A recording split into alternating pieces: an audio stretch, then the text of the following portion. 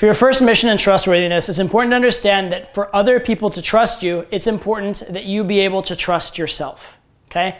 And when I say trust yourself, the question that begs is trust yourself to do what, right? And that's where we're working right now is the what. And specifically what I mean is, what is your moral code? And in this case, we've already done in a different section, moral code in life. I want you to talk about what is your moral code with women, okay? How do you view your interaction with a woman? What is your responsibility to her? What is her responsibility to you?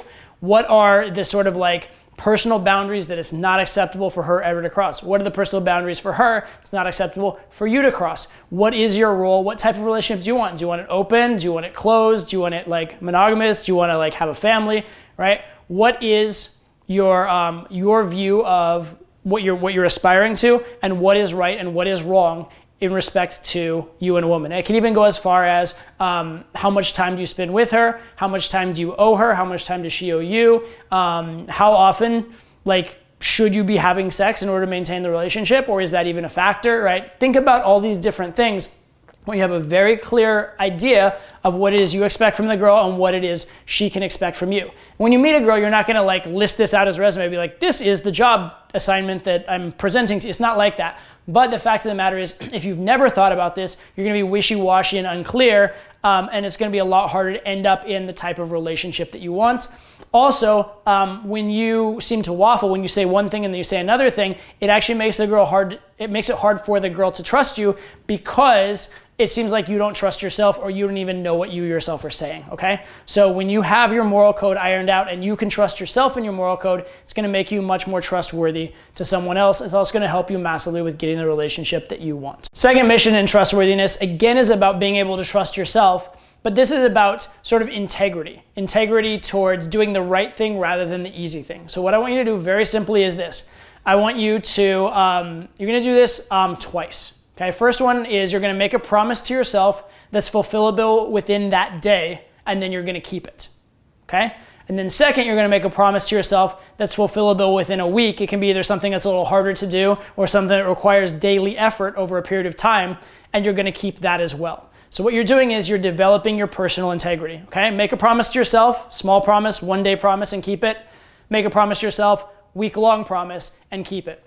Because if you can't keep promises to yourself, if you don't have that level of integrity, it's gonna be very, very hard for you to keep promises to other people, and they're gonna sense that, and or they're gonna have their promises violated, and it's gonna make it hard for them to trust you, all right? So in order for anybody else to be able to trust you, you first need to be able to trust yourself. Make a promise and keep it over a day, make a promise and keep it over a week. For your next mission in trustworthiness, we're finally ready to start making promises and keeping commitments to other people. And so here's what you're gonna do. You are going to, not all in the same second, but make 3 separate promises to different people and keep them, right? My recommendation is start off with something very simple. Start off with a promise that's fulfillable an hour from now. Then maybe a promise is fulfillable a day from now. And then maybe a promise is fulfillable over a week or a month, something like that. The key thing here, make promises you actually can keep. Don't overextend yourself. If you make a promise you can't keep and then you let them down, that's not creating trust, that's eroding trust. Okay? And it's actually much, much, much better to not make a promise at all than to make and keep 8 promises and fail on the 9th, right? Any broken promise will be remembered. So make damn sure that the promises you're making are promises you can keep, all right?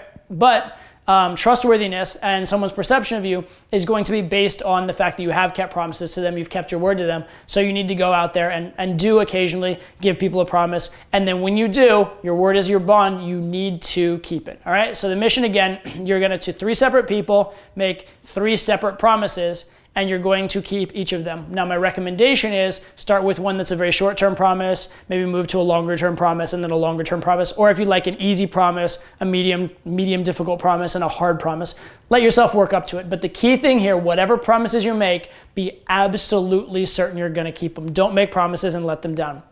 Another side note on this one, which I actually recommend as an additional thing, is before you even start making new promises, think to yourself, do I have outstanding promises? Do I have things I've promised to people that I haven't fulfilled? And a great way to start is actually go keep an old promise that you hadn't kept. Very few things are gonna build more trust than keeping an old promise that maybe even they've forgotten about or they'd written off as though you would never do it. When you do it, it makes them sit up and take notice, be like, oh wait, this person is trustworthy. Okay? So keep some old promises and or make those 3 new promises, and keep some promises to the people close to you in your life. Final mission in trustworthiness is about getting deep into your roots, because someone you've just met a little bit, you can have some amount of trust with, but someone you've known your whole life, you can have a ton of trust with. This is why, like, a lot of times family are so close. There's also, genetic reasons and whatnot, but people are so close with their families because they've known them for a really, really long time. People are so close with their childhood friends because they've known them for a really long time. So I want you to think about who are your 3 longest term friendships. It can be family or just friends you've known for a long time, or if you don't have that many long friends you've known for just longer than you've known other friends.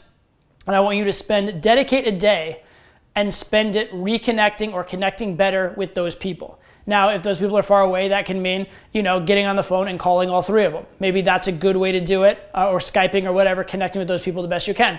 Or it could be picking out one of them and going ahead and making plans and scheduling some time to really get close and get back in touch with, or get better in touch with that person. But understand that the friendships that we've invested the most with are also the friendships that have invested the most with us. And that is kind of your greatest leverage area towards trust in life. All right, nobody is going to trust you more than someone who's known you in a trustworthy way for years and years and years. And no one is going to give you better recommendations, endorsements, better introductions to other people than someone who truly trusts and believes in you. All right, so cultivate those strongest of relationships you've had. Set aside one day and just think of the best possible way you can connect with the 3 longest friendships in your life. It may be a little with all 3 of them. It may be going deep with one of them, but find the best way to connect with your 3 closest friends.